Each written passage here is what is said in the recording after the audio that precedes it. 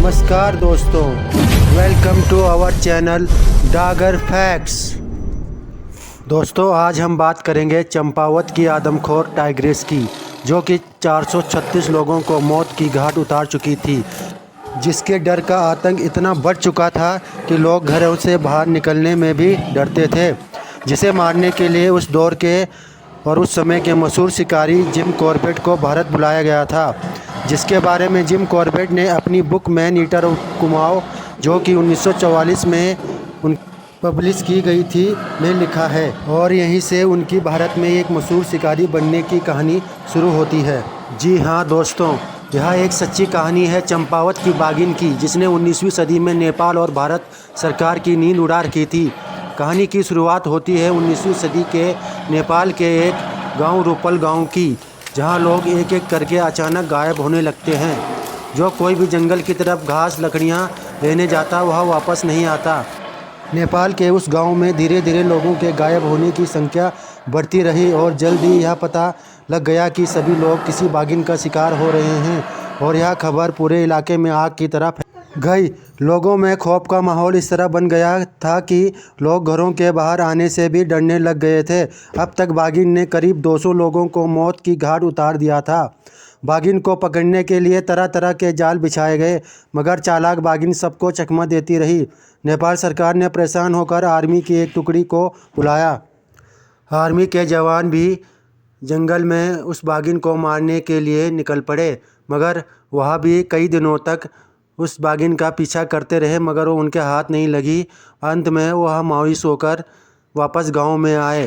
फिर हजारों की संख्या में स्थानीय गांव वालों के साथ आर्मी के जवान भी इस बाघिन का शिकार करने के लिए फिर से जंगल में चले गए। पर चालाक बाघिन सबको चकमा देकर नेपाल के क्षेत्र को छोड़कर शारदा नदी को पार करके भारत की सीमा में प्रवेश कर चुकी थी।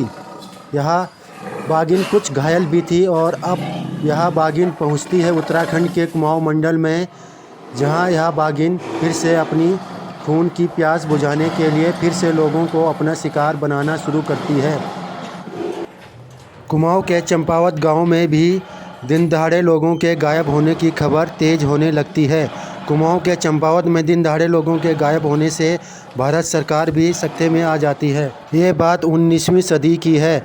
उस समय भारत में अंग्रेज़ों का राज हुआ करता था, तो भारत सरकार ने उस समय बाघिन को पकड़ने के लिए बड़े बड़े नामी गिरामी शिकारी जंगल में भेजे, मगर यह बाघिन इतनी चालाक थी कि सबको चकमा देना सीख गई थी, क्योंकि इतना शिकार करने के बाद उसको इतना अनुभव हो चुका था कि कैसे शिकारियों को चकमा दिया जाता है।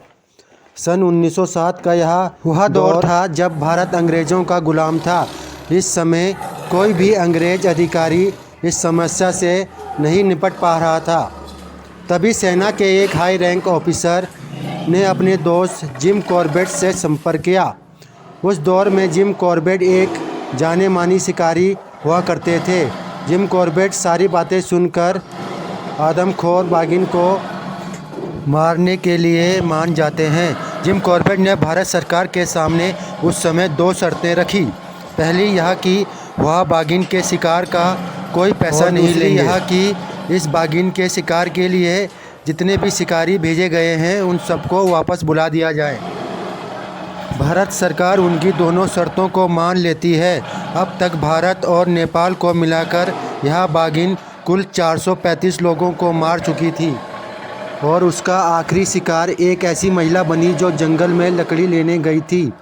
जिम कॉर्बेट अचानक वहां पहुंचते हैं और खून के निशान का पीछा करते हुए जंगल के काफ़ी अंदर तक चले जाते हैं, और बाघिन को देखकर वह तुरंत अपनी बंदूक निकालते हैं और उस पर पहला फायर करते हैं, मगर उनका निशाना चूक जाता है और बाघिन बच के वहाँ से वापस जंगल में भाग जाती है।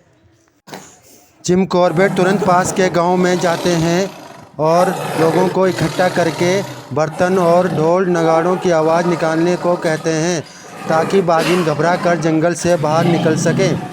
तेज़ आवाज़ सुनकर बाघिन घने जंगल से बाहर आ जाती है।